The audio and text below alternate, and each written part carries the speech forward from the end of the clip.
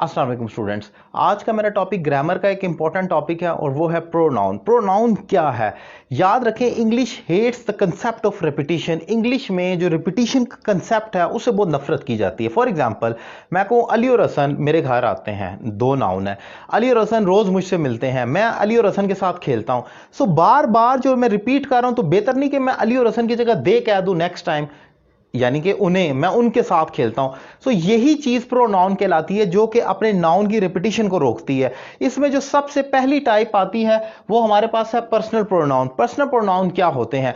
जो बहुत कॉमन है, he she it I we you they, जो इंसानों के लिए इस्तेमाल होते हैं, इसे पर्सनल प्रोनाउन कहा जाता है। इसके बाद जो नेक्स्ट आता है इंट्रोगेटिव प्रोनाउन। इंट्रोगेटिव प्रोनाउन क्या है? इंट्रोगेटिव में हमारे पास WH फैमिली से बनने वाले सवाल हैं, what, when, where, which, how, who वगैरह, जिससे सवाल बनते हैं। ये फिक्रे के आगाज में आते हैं। What are you doing, when are you coming, what have you done, who is telling a lie. So ये वो अल्फाज हैं जो फिक्रे के आगाज में आते हैं, इन्हें इंट्रोगेटिव प्रोनाउन कहा जाता है। फिर रिफ्लेक्सिव प्रोनाउन, अल्फाज जो सेल्फ पर खत्म हो उन्हें रिफ्लेक्सिव प्रोनाउन कहा जाता है।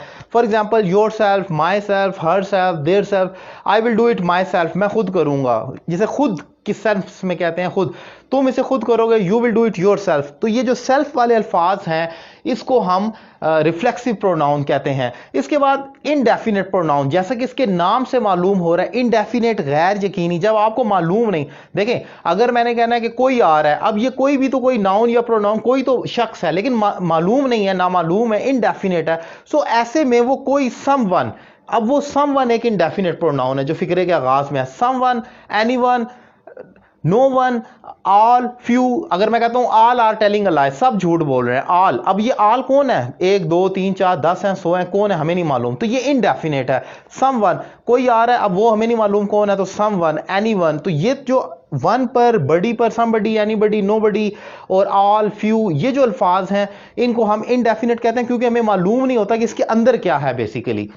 आगे देखें, रिलेटिव प्रोनाउन, मोस्ट इंपॉर्टेंट इसमें जो टाइप है वो रिलेटिव प्रोनाउन है। ये रिलेट करता है, जैसे कि आपके रिलेटिव है, रिश्तेदार, तो ये रिलेट करता है नाउन के बारे में, उसका रिश्ता बताता है। For example, he is the person who met me yesterday, ये वो शख्स है जो मुझे कल मिला। अब आप देखें, ही एक प्रोनाउन है, यहां पर मैं अली लिख सकता हूं, Ali is the person. Noun या प्रोनाउन के बारे में मजीद बताएगा, Ali is the person, Ali वो शख्स है। यहां हु मजीद बता रहा है, हु मेट मी यस्टरडे, जो मुझे कल मिला।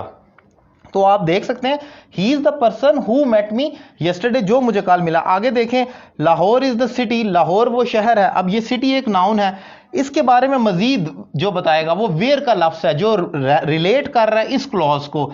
Where I have been living, जहां मैं रहता रहा हूं। आप देखें, यहां पर हु मजीद बता रहा है अली के बारे में, और यहां पर वेयर मजीद बता रहा है लाहौर के बारे में, यानी कि सिटी के बारे में। तो ये वो अल्फाज हैं जो रिलेट करते हैं। Ali is the person who is my best friend, तो अली के बारे में हु मजीद बता रहा है, तो वो आपका रिलेटिव प्रोनाउन बन जाएगा। ये बहुत इंपॉर्टेंट है। Then reciprocal pronoun. रेसिप्रोकल का लफ्जी मतलब तो हम देखते हैं तो उलट कर देना किसी चीज को। हमारे पास इंग्लिश में 2 रेसिप्रोकल प्रोनाउन है, वन अनदर और ईच अदर। याद रखें, जो वन अनदर का वर्ड है ये 2 से ज्यादा के माबैन इस्तेमाल होगा, और ईच अदर 2 लोगों के दरमियान। For example, they love each other, यहां पर वो एक कपल है जिसमें एक लड़का या लड़की है, दे लव ईच अदर, वो एक दूसरे से मोहब्बत करते हैं। अब यहां पर एक कपल है, 2 लोग हैं।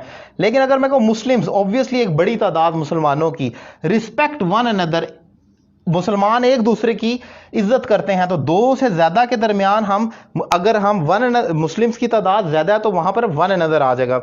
देन डेमोस्ट्रेटिव प्रोनाउन, डेमो का मतलब ही इशारा करना है। हमारे पास 4 डेमोस्ट्रेटिव प्रोनाउन है, दिस, दैट, दीज, दोज, जो इशारा करते हैं अपने नाउन या प्रोनाउन की तरफ।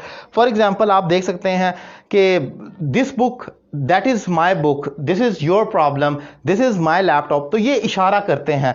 देन हमारे पास है पोजेसिव प्रोनाउन, ये फिक्रे के एंड पर आते हैं और अपने नाउन या प्रोनाउन की मलकियत का इजहार करते हैं। For example, that pain is yours, आप देख सकते हैं ये एंड पर आने वाला yours.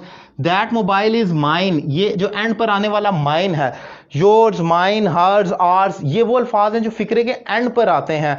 That home is hours, ये हमारा घर है, आर्स हमारा। तो ये वो रिलेटिव, ये प्रोनाउन की तकरीबन आप देख सकते हैं कि 8 मेन टाइप्स हैं। कुछ जगह पर 7 लिखी जाती हैं, पर्सनल प्रोनाउन को काउंट नहीं किया जाता। बहरहाल, अगर ये 8 टाइप्स आपको याद हो जाती हैं तो प्रोनाउन को समझने में आपको